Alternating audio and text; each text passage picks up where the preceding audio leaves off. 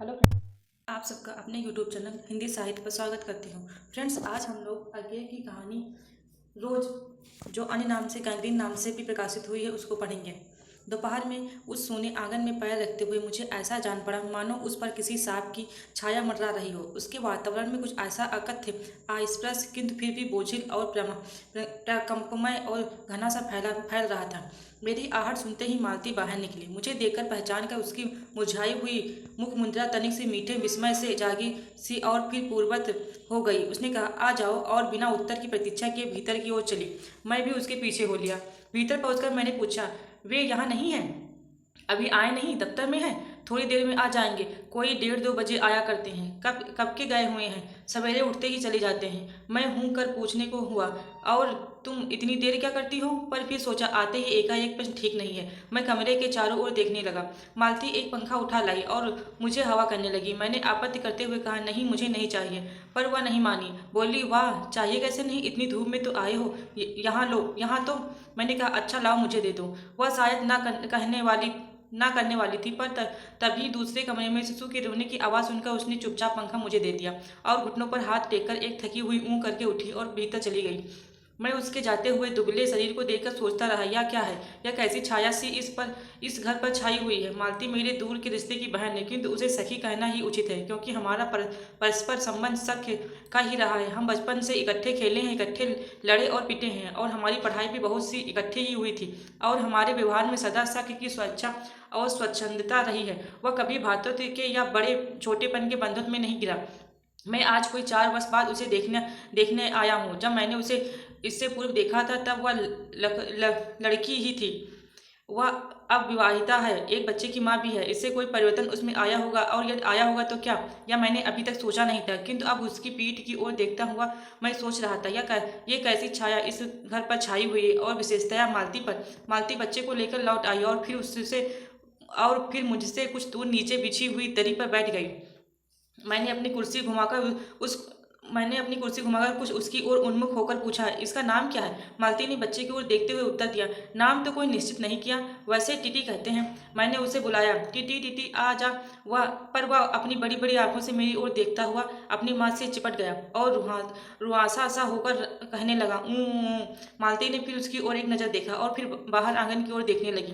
काफी देर मौन रहा। थोड़ी देर तक तो वह मौन आकस्मिक ही था, जिसमें मैं प्रतीक्षा में था कि मालती कुछ पूछे, किंतु उसके बाद एकाएक मुझे ध्यान हुआ, मालती ने कोई बात ही नहीं की। यह भी नहीं पूछा कि मैं कैसा हूँ, कैसे आया हूँ। चुप बैठी है। क्या विवाह के 2 वर्ष में ही वह बीते दिन भूल गई, या अब मुझे दूर इस विशेष अंतर पर रखना चाहती है, क्योंकि वह निर्बाध स्वच्छंदता अब तो नहीं हो सकती, पर फिर भी ऐसा मौन जैसा अजनबी से भी नहीं होना चाहिए। मैंने कुछ खिन्न सा होकर दूसरी ओर देखते हुए कहा, जान पड़ता है तुम्हें मेरे आने से विशेष प्रसन्नता नहीं हुई। उसने एकाएक चौंक कर कहा, हूँ? यह हूँ प्रश्न सूचक था, किंतु इसलिए नहीं कि मालती ने मेरी बात सुनी नहीं थी, केवल विस्मय के कारण। इसलिए मैंने अपनी बात दोहराई नहीं, चुप बैठ रहा। मालती कुछ बोली ही नहीं। तब थोड़ी देर बाद मैंने उसकी ओर देखा। वह एकटक मेरी ओर देख रही थी, किंतु मेरे उधर उन्मुख होते ही उसने आंखें नीचे कर ली। फिर भी मैंने देखा, उन आंखों में कुछ विचित्र सा भाव था, मानो मालती के भीतर कहीं कुछ चेष्टा कर रहा हो, किसी बीती हुई बात को याद करने की, किसी बिखरे हुए वायुमंडल को पुनः जगाकर गतिमान करने की, किसी टूटे हुए व्यवहार तंत्र को पुनरुज्जीवित करने की, और चेष्टा में सफल न हो रहा हो। वैसे जैसे देर से प्रयोग में न लाए हुए अंग को व्यक्ति एकाएक उठाने लगे और पाए कि वह उठता ही नहीं है। चिर विस्मित में मानो मर गया है, उतने क्षीण बल से उठ नहीं सकता। मुझे ऐसा जान पड़ा मानो किसी जीवित प्राणी के गले में किसी मृत जंतु का तोक डाल दिया गया हो। वह उसे उतारकर फेंकना चाहे पर उतार न पाए। तभी किसी ने किवाड़ खटखटाए। मैंने मालती की ओर देखा, पर वह हिली नहीं। जब किवाड़ दूसरी बार खटखटाए गए, तब वह शिशु को अलग करके उठी और किवाड़ खोलने गई। वे यानी मालती के पति आए। मैंने उन्हें अपनी पहली बार देखा था। यद्यप फोटो से उन्हें पहचानता था। परिचय हुआ। मालती खाना तैयार करने आंगन में चली गई, और हम दोनों भीतर बैठकर बातचीत करने लगे, उनकी नौकरी के बारे में, उनके जीवन के बारे में, उस स्थान के बारे में, और ऐसे अन्य विषयों के बारे में जो पहले परिचय पर उठा करते हैं। एक तरफ का स्वर साक्षात्मक कवच बनकर। मालती के पति का नाम है महेश्वर। वह एक पहाड़ी गांव में सरकारी डिस्पेंसरी के डॉक्टर हैं। उसे हैसियत से इस क्वार्टरों में रहते हैं। प्रातःकाल 7 बजे डिस्पेंसरी चले जाते हैं और 1:30 या 2 बजे लौटते हैं। उसके बाद दोपहर भर छुट्टी रहती है। केवल शाम को 1-2 घंटे फिर चक्कर लगाने के लिए जाते हैं। डिस्पेंसरी के साथ के छोटे से अस्पताल में पड़े हुए रोगियों को देखने और अन्य जरूरी हिदायतें करने उनका जीवन भी बिल्कुल एक निर्दिष्ट ढर्रे पर चलता है। नित्य वही काम, उसी प्रकार मरीज, वही हिदायतें, वही नुस्खे, वही दवाइयाँ। वह स्वयं उकताए हुए हैं और इसीलिए और साथ ही इस भयंकर गर्मी के कारण वह अपने फुर्सत के समय भी सुस्त ही रहते हैं। मालती हम दोनों के लिए खाना ले आई। मैंने पूछा, तुम नहीं खाओगी या खा चुकी? महेश्वर बोले कुछ हंसकर, वह पीछे खाया करती है। पति 2:30 बजे खाना खाने आते हैं, इसलिए पत्नी 3 बजे तक भूखी बैठी रहेगी। महेश्वर खाना आरंभ करते हुए मेरी ओर देखकर बोले, आपको तो खाने का मजा क्या ही आएगा, ऐसे बेवक्त खा रहे हैं। मैंने उत्तर दिया, वाह, देर से खाने पर तो और अच्छा लगता है, भूख बड़ी हुई होती है पर शायद मालती बहन को कष्ट होगा। मालती टोक कर बोली, मेरे लिए तो यह नई बात नहीं है, रोज ही ऐसा होता है। मालती बच्चे को गोद में लिए हुए थी। बच्चा रो रहा था पर उसकी ओर कोई भी ध्यान नहीं दे रहा था। मैंने कहा, यह रोता क्यों है? मालती बोली, हो ही गया है चिड़चिड़ा सा, हमेशा ही ऐसा रहता है। फिर बच्चे को डांटकर कहा, चुप कर, जिससे वह और भी रोने लगा। मालती ने भूमि पर बैठा दिया और बोली, अच्छा रो ले, और रोटी लेने आंगन की ओर चली गई। जब हमने भोजन समाप्त किया तब 3 बजने वाले थे। महेश्वर ने बताया कि उन्हें आज जल्दी अस्पताल जाना है। यहाँ 1-2 चिंताजनक केस आए हुए थे जिनका ऑपरेशन करना पड़ेगा। 2 की शायद टांग काटनी पड़ेगी, गैंग्रीन हो गया है। थोड़ी ही देर में वह चले गए। मालती किवाड़ बंद कर आई और मेरे पास बैठने ही लगी थी कि मैंने कहा, अब खाना तो खा लो, मैं उतनी देर टीटी से खेलता हूँ। वह बोली, खा लूंगी, मेरे खाने की कौन बात है, किंतु चली गई। मैं टीटी को हाथ में लेकर झुलाने लगा, जिससे वह कुछ देर के लिए शांत हो गया। दूर शायद अस्पताल में ही तीन खड़के। एकाएक मैं चौंका। मैंने सुना मालती वही आंगन में बैठी अपने आप ही एक लंबी सी थकी हुई सांस के साथ कह रही थी, 3 बज गए, मानो बड़ी तपस्या के बाद कोई कार्य संपन्न हो गया हो। थोड़ी ही देर में मालती फिर आ गई। मैंने पूछा, तुम्हारे लिए तो कुछ बचा भी था? सब कुछ तो? बहुत था? हाँ बहुत था, भाजी तो सारी मैं ही खा गया था, वहाँ बचा कुछ होगा नहीं। यूं ही रौब तो ना जमाओ कि बहुत था, मैंने हंसकर कहा। मालती मानो किसी और विषय की बात कहती हुई बोली, यहाँ सब्जी वब्जी तो कुछ होती ही नहीं है, कोई आता जाता है तो नीचे से मंगा लेते हैं। मुझे आए 15 दिन हो गए हैं, जो सब्जी साथ लाए थे वही अभी बढ़ती जा रही है। मैंने पूछा, नौकर कोई नहीं है? कोई ठीक मिला नहीं, शायद 1-2 दिन में हो जाए। बर्तन भी तुम ही मांजती हो? और कौन? कहकर मालती क्षण भर आंगन में जाकर लौट आई। मैंने पूछा, कहाँ गई थी? आज पानी ही नहीं, बर्तन कैसे मांजेंगे? क्यों, पानी को क्या हुआ? रोज ही होता है, कभी वक्त पर तो आता नहीं। आज शाम को 7 बजे आएगा, तब बर्तन मांजेंगे। चलो, तुम्हें 7 बजे तक छुट्टी हुई। कहते हुए मैं मन ही मन सोचने लगा, अब उसे रात के 11 बजे तक काम करना पड़ेगा। छुट्टी क्या खाक हुई? यही उसने कहा। मेरे पास कोई उत्तर नहीं था, पर मेरी सहायता रेटी ने की। एकाएक फिर रोने लगा और मालती के पास जाने की चेष्टा करने लगा। मैंने उसे दे दिया। थोड़ी देर फिर मौन रहा। मैंने जेब से अपनी नोटबुक निकाली और पिछले दिनों के लिखे हुए नोट देखने लगा। तब मालती को याद आया कि उसने मेरे आने का कारण तो पूछा नहीं, और बोली, यहाँ आए कैसे? मैंने कहा ही तो। अच्छा, अब याद आया, तुमसे मिलने आया था, और क्या करने? तो 1 दिन रहोगे ना? नहीं, कल चला जाऊंगा, जरूरी जाना है। मालती कुछ नहीं बोली, कुछ खिन्न सी हो गई। मैं फिर नोटबुक की तरफ देखने लगा। थोड़ी देर बाद मुझे भी ध्यान हुआ, मैं आया तो हूँ मालती से मिलने, किंतु यहाँ वह बात करने को बैठी है और मैं पढ़ रहा हूँ। पर बात भी क्या की जाए? मुझे ऐसा लग रहा था कि इस घर पर जो छाया घिरी हुई है वह अज्ञात रहकर भी मानो मुझे भी वश में कर रही है। मैं भी वैसा ही नीरस निर्जीव सा हो रहा हूँ, जैसे यह घर, जैसे मालती। मैंने पूछा, तुम कुछ पढ़ती लिखती नहीं? मैं चारों ओर देखने लगा कि कहीं किताबें दिख पड़े। यहाँ कहकर मालती थोड़ा सा हंस दी। वह हंसी कर रही थी। यहाँ पढ़ने को क्या है? मैंने कहा, अच्छा, मैं वापस जाकर जरूर कुछ पुस्तकें भेजूंगा। और वार्तालाप फिर समाप्त हो गया। थोड़ी देर बाद मालती ने फिर पूछा, आए कैसे हो? लारी में? पैदल? इतनी दूर बड़ी हिम्मत की? आखिर तुमसे मिलने आया हूँ। ऐसे ही आए हो? नहीं, कुछ पीछे आ रहा है सामान लेकर। मैंने सोचा बिस्तर ले लूँ, चलूँ। अच्छा किया, यहाँ तो बस। कहकर मालती चुप रह गई। फिर बोली, तुम थके हो गए, लेट जाओ। नहीं, बिल्कुल नहीं थका। रहने भी तो थके नहीं, भला थके हैं? और तुम क्या करोगी?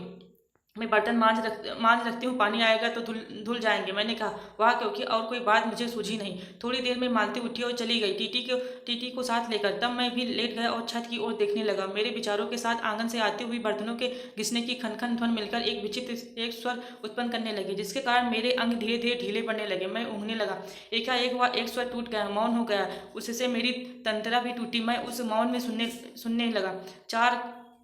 चार खड़क रहे थे और उसी का पहला घंटा सुनकर मालती रुक गई थी। वही 3 बजने वाली बात मैंने फिर देखी। अब की बार उग्र रूप में मैंने सुना मालती एक बिल्कुल अनैच्छिक, अनुभूतिहीन, नीरस यंत्रवत, वह भी थके हुए यंत्र के से स्वर में कह रही है, 4 बज गए, मानो इस अनैच्छिक समय को गिनने में ही उसका मशीन तुल्य जीवन बीतता है हो। वैसे ही जैसे मोटर का स्पीडोमीटर यंत्रवत फासला नापता जाता है और यंत्रवत विश्रांत स्वर में कहता है कि मैंने अपने अमित सोनीपत का इतना अंश तय कर लिया, न जाने कब कैसे मुझे नींद आ गई। तब छह कभी के बज चुके थे जब किसी के आने की आहट से मेरी नींद खुली और मैंने देखा कि महसूस लौट आए हैं और उनके साथ ही बिस्तर लिए कुछ मेरा खुली। मैं मुंह धोने को पानी मांगने को ही था कि मुझे याद आया पानी नहीं होगा। मैंने अपने हाथों से मुंह पोंछते पोंछते महेश्वर से पूछा, आपने बड़ी देर की? उन्होंने किंचित ग्लान भरे स्वर में कहा, हाँ, आज वह गैंग्रीन का ऑपरेशन करना ही पड़ा। एक एक कर आया हूँ, दूसरे को एम्बुलेंस में बड़े अस्पताल भिजवा दिया है। मैंने पूछा, गैंग्रीन कैसे हो गया? एक कांटा चुभा था, उसी से हो गया। बड़े लापरवाह लोग होते हैं यहाँ के। मैंने पूछा, यहाँ आपको केस अच्छे मिल जाते हैं? आय के लिहाज से नहीं, डॉक्टरी के अभ्यास के लिए? बोले, हाँ, मिल ही जाते हैं। यहीं गैंग्रीन हर दूसरे चौथे दिन एक केस आ जाता है, नीचे बड़े अस्पतालों में भी। मालती आंगन से ही सुन रही थी, अब आ गई। बोली, हाँ, केस बनाते देर क्यों? क्या लगती है, कांटा चुभा था? इस बार टांग काटनी पड़ी या भी कोई डॉक्टरी है? हर दूसरे दिन किसी की टांग किसी की बाँह काट आते हैं, इसी का नाम है अच्छा अभ्यास। महेश्वर हंसे, बोले, ना काटे तो उसकी जान गंवाए? हाँ, पहले तो दुनिया में काटे ही नहीं होते होंगे। आज तक तो सुना नहीं था कि कांटों के चुभने से मर जाते हैं। महेश्वर ने उत्तर नहीं दिया, मुस्कुरा दिया। मालती मेरी ओर देखकर बोली, ऐसे ही होते हैं डॉक्टर, सरकारी अस्पताल है ना, क्या परवाह है? मैं तो रोज ही ऐसी बातें सुनती हूँ और अब कोई मर मुर जाए तो ख्याल ही नहीं होता। पहले तो रात रात भर नींद नहीं आया करती थी। तभी आंगन में खुले हुए नल ने कहा, टिप टिप टिप टिप। मालती ने कहा, पानी, और उठकर चली गई। खनखनाहट से हमने जाना बर्तन धोए जाने लगे हैं। टीटी महेश्वर की टांगों के सहारे खड़ा मेरी ओर देख रहा था। अब एकाएक उन्हें छोड़कर मालती की ओर खिसकता हुआ चला। महेश्वर ने कहा, उधर मत जा, और उसे गोद में उठा लिया। वह मचलने और चिल्ला चिल्लाकर रोने लगा। महेश्वर बोले, अब रो रो कर सो जाएगा, तभी घर में चैन होगी। मैंने पूछा, आप लोग भीतर ही सोते हैं? गर्मी तो बहुत होती है। होने को तो मच्छर भी बहुत होते हैं, पर यह लोहे के पलंग उठाकर बाहर कौन ले जाए? अब के नीचे जाएंगे तो चारपाइयाँ ले जाएंगे। फिर कुछ रुककर बोले, अब तो बाहर ही सोएंगे। आज तो बाहर ही सोएंगे। आपके आने का इतना लाभ ही होगा। टीटी अभी तक रोता ही जा रहा था। महेश्वर ने उसे एक पलंग पर बिठा दिया और पलंग बाहर खींचने lगे। मैंने कहा, मैं मदद करता हूँ, और दूसरी ओर से पलंग उठाकर निकलवा दिए। अब हम तीनों, महेश्वर, टिटी और मैं, 2 पलंगों पर बैठ गए और वार्तालाप के लिए उपयुक्त विषय न पाकर उस कमी को छुपाने के लिए टिटी से खेलने लगे। बाहर आकर वह कुछ चुप हो गया था, किंतु बीच बीच में जैसे एकाएक कोई भूला हुआ कर्तव्य याद करके रो उठता था और फिर एकाएक एकदम चुप हो जाता था और कभी कभी हंस पड़ते थे। यह महेश्वर उसके बारे में कुछ बात कर रहे थे। मालती बर्तन धो चुकी थी। जब वह उन्हें लेकर आंगन के एक और रसोई के छप्पर की ओर चली, तब महेश्वर ने कहा, थोड़े से आम लाया हूँ, वह भी धो लेना। कहाँ है? अंगीठी पर रखे हैं, कागज में लिपटे हुए। मालती ने भीतर जाकर आम उठाए और अपने आंचल में डाल लिए। जिस कागज में वे लिपटे हुए थे वह किसी पुराने अखबार का टुकड़ा था। मालती चलते चलते संध्या के उस क्षण प्रकाश में उसी को पढ़ती जा रही थी। वह नल के पास जाकर खड़ी उसे पढ़ती रही। जब दोनों वो पढ़ चुकी तब एक लंबी सांस लेकर उसे फेंक कर आम धोने लगी। मुझे एकाएक याद आया, बहुत दिनों की बात थी जब हम अभी स्कूल में भर्ती हुए ही थे, जब हमारा सबसे बड़ा सुख, सबसे बड़ी विजय थी हाजिरी हो चुकने के बाद चोरी से क्लास से निकल भागना और स्कूल से कुछ दूरी पर आम के बगीचे में पेड़ों पर चढ़कर कच्ची आमियाँ तोड़ कर रखना। मुझे याद आया, कभी जब मैं भाग आता और मालती नहीं आ पाती थी तब मैं भी खिन्न मन लौट आया करता था। मालती कुछ नहीं पढ़ती थी, उसके माता पिता तंग थे। एक दिन उसके पिता ने उसे एक पुस्तक लाकर दी और कहा कि इसके 20 पेज रोज पढ़ा करो, हफ्ते भर बाद मैं देखूं कि इसे समाप्त कर चुकी हो, नहीं तो मार मार कर चमड़ी उधेड़ दूंगा। मालती ने चुपचाप किताब ले ली, पर क्या उसने पढ़ी? वह नित्य ही उसके 10 पन्ने 20 पेज फाड़ कर फेंक देती, अपने खेल में किसी बात फर्क न पड़ने देती। जब 8वें दिन उसके पिता ने पूछा, किताब समाप्त तो कर ली? तो उत्तर दिया, हाँ कर ली। पिता ने कहा, लाओ मैं प्रश्न पूछूंगा। तो चुप खड़ी रही। पिता ने कहा तो उद्धत स्वर में बोली, किताब मैंने फाड़ कर फेंक दी है, मैं नहीं पढ़ूंगी। उसके बाद वह बहुत पीटी, पर वह अलग बात है। इस समय मैं यही सोच रहा था कि वह उद्धत और चंचल मालती आज कितनी सीधी हो गई है, कितनी शांत और एक अखबार के टुकड़े को तरसती है। यह तभी महेश्वर ने पूछा, रोटी कब बनेगी? बस अभी बनाती हूँ। पर अब की बार जब मालती रसोई की ओर चली तब टिटी की कर्तव्य भावना बहुत विस्तीर्ण हो गई। वह मालती की ओर हाथ बढ़ाकर रोने लगा और नहीं माना। मालती उसे भी गोद में लेकर चली गई। रसोई में बैठकर एक हाथ से उसे थपकने और दूसरे से कोई छोटे छोटे डिब्बे उठाकर अपने सामने रखने लगी और हम दोनों चुपचाप रात्र की और भोजन की एक दूसरे से कुछ कहने की और ना जाने किस न्यूनता की पूर्ति की प्रतीक्षा करने लगे। हम भोजन कर चुके थे और बिस्तरों पर लेटे गए थे और टिटी सो गया था। मालती पलंग के एक और मोम जामा बिछाकर उस पर लिटा गई थी। वह सो गया था पर नींद में कभी कभी चौंक उठता था। एक बार तो उठकर बैठ भी गया था पर तुरंत ही लेट गया। मैंने महेश्वर से पूछा, आप तो थके होंगे, सो जाइए। वह बोले, थके तो आप अधिक होंगे, 18 मील पैदल चलकर आए हैं। किंतु उसके स्वर में मानो जोड़ दिया, थका तो मैं भी हूँ। मैं चुप रहा। थोड़ी देर में किसी अपर संज्ञा ने मुझे बताया वह ऊँघ रहे हैं। तब लगभग 10:30 बजे थे। मालती भोजन कर रही थी। मैं थोड़ी देर मालती की ओर देखता रहा। वह किसी विचार में, यद्यप बहुत गहरे विचार में नहीं लीन हुई, धीरे धीरे खाना खा रही थी। फिर भी इधर उधर खिसक कर पर आराम से होकर आकाश की ओर देखने लगा। पूर्णिमा थी, आकाश अनभ्र था। मैंने देखा उस सरकारी क्वार्टर के दिन में अत्यंत सूक्ष्म और नीरस लगने वाली स्लेट की छत भी चांदनी में चमक रही है। अत्यंत शीतलता और इस स्निग्धता में से छलक रही है, मानो चंद्रिका उन पर से बहती हुई आ रही हो, झड़ रही हो। मैंने देखा पवन में छीड़ के वृक्ष गर्मी से सूख कर मटमैले हुए छीड़ से वृक्ष धीरे धीरे गा रहे हो। कोई राग जो कोमल है किंतु करुण नहीं, अशांतिमय है किंतु उद्वेगमय नहीं। मैंने देखा प्रकाश से धुंधले नीले आकाश के तट पर चमगादड़ नीरव उड़ान से चक्कर काट रहे हैं। वे भी सुंदर दिखते हैं। मैंने देखा दिन भर की तपन, अशांत थकान दाह पहाड़ों में से भाप से उठकर वातावरण में खोए जा रहे हैं, जिसे ग्रहण करने के लिए पर्वत शिशुओं ने अपनी चीड़ वृक्ष रूपी भुजाएं आकाश की ओर बढ़ा रखी हैं। पर यह सब मैंने ही देखा। अकेले मैंने महेश्वर ऊँघे रहे थे और मालती उस समय भोजन से निवृत्त होकर दही जमाने के लिए मिट्टी का बर्तन गर्म कर पानी में धो रही थी और कह रही थी, अभी छुट्टी हुई जाती है। और मेरे कहने पर ही कि 11 बजने वाले हैं, धीरे से सिर हिलाकर